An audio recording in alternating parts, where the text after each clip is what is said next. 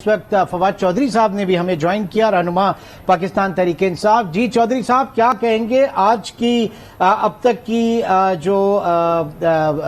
عدالتی کارروائی جس میں فل کورٹ تشکیل دینے کی استدعا کو مسترد کر دیا گیا ہے؟ چودھری صاحب، تھوڑی بہت مایوسی تو مجھے یہ ہے کہ میرٹ کے اوپر بھی لمبے چوڑے دلائل ہو گئے تھے، تو میرا تو ماننا تھا کہ آج یہ فیصلہ ہو جانا چاہیے تھا، پر سم ہاؤ جو ہے وہ یہ فیصلہ نہیں ہوا۔ لیکن مجھے لگتا ہے کہ آج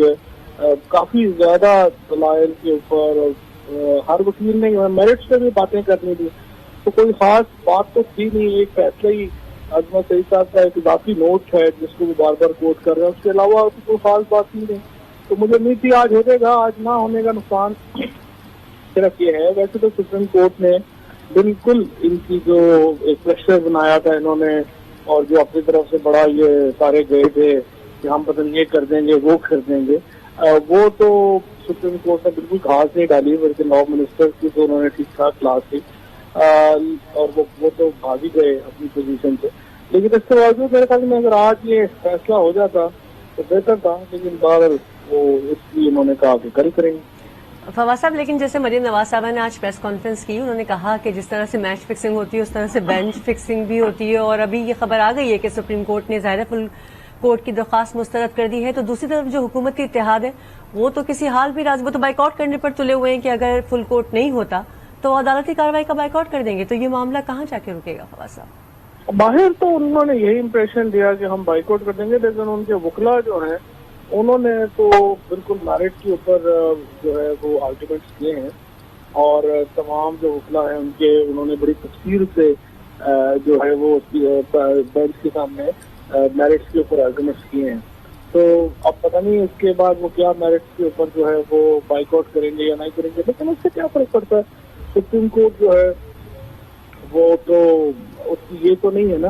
کہ اس کی رائے کسی نے مرضی سے ماننی ہے، وہ تو سپریم کورٹ ہے، اس کی بات کو آپ نے بائیک آؤٹ کریں نہ کریں وہ یہ پولیٹیکل فورم تو نہیں ہے۔ یعنی آپ کہہ رہے ہیں کہ عرفان قادری صاحب نے تو لچک دکھائی ہے، انہوں نے کہا کہ اگر یہ 3 رکنی بینچ ہی سماعت کرے گا تو پھر مجھے تیاری کے لیے وقت چاہیے۔ انہوں نے یہی کہا نا عرفان قادر نے، انہوں نے کہا کہ اگر 3 رکنی نے بھی کرنا ہے تو پھر مجھے اور ٹائم دے دیں، میں اپنا یہ کر لوں،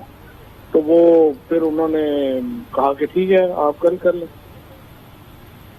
لیکن تیاری کا وقت تو انہیں بھی نہیں دیا گیا، وہ اس کو بھی مسترد کر دیا۔ اب یہ بتائیے کہ آپشن کیا ہے اس وقت؟ حکومت کے پاس آپشن کیا ہے؟ بائیک آؤٹ یا پھر کل آ کے ان کو دلائل دینا ہوں گے میرٹ کے اوپر؟ دیکھو بائیک آؤٹ تو نہیں ہوتے نا سپریم کورٹ کے، یہ کوئی جس طرح میں نے کیا کہ کوئی پولیٹیکل فورم تو نہیں ہے نا کہ آپ بائیک آؤٹ کر کے چلے گئے۔ آپ اگر بائیک آؤٹ کریں گے تو وہ لکھ دیں گے یو ہیو نتھنگ ٹو سے،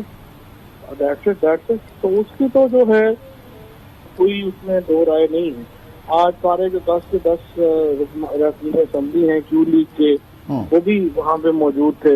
ان تمام نے یہ بات کہی کہ ہمیں کوئی خط نہیں ملا، ایک بالکل خفیہ سا خط تھا جو صرف وہاں پہ اپنا ڈپٹی اسپیکر کو دکھا گیا، اس کے علاوہ اس کا کوئی تھا نہیں۔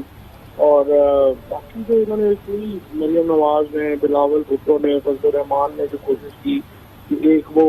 ہوا بنا سکیں اور ایک وہ بنا سکیں کہ پتہ نہیں کیا ہو جائے گا اس سے اگر اپنا ہوگا، وہ بری طرح ناکام ہوا ہے، اور سپریم کورٹ نے دباؤ میں آنے سے انکار کر دیا۔ بہت بہت شکریہ فواد چودھری صاحب، اس وقت ہمارے ساتھ موجود تھے، اور ان کے ساتھ ہی منیز جہانگیر، عاصمہ شرازی اور شوکت پراچا، آپ کا بھی بہت شکریہ۔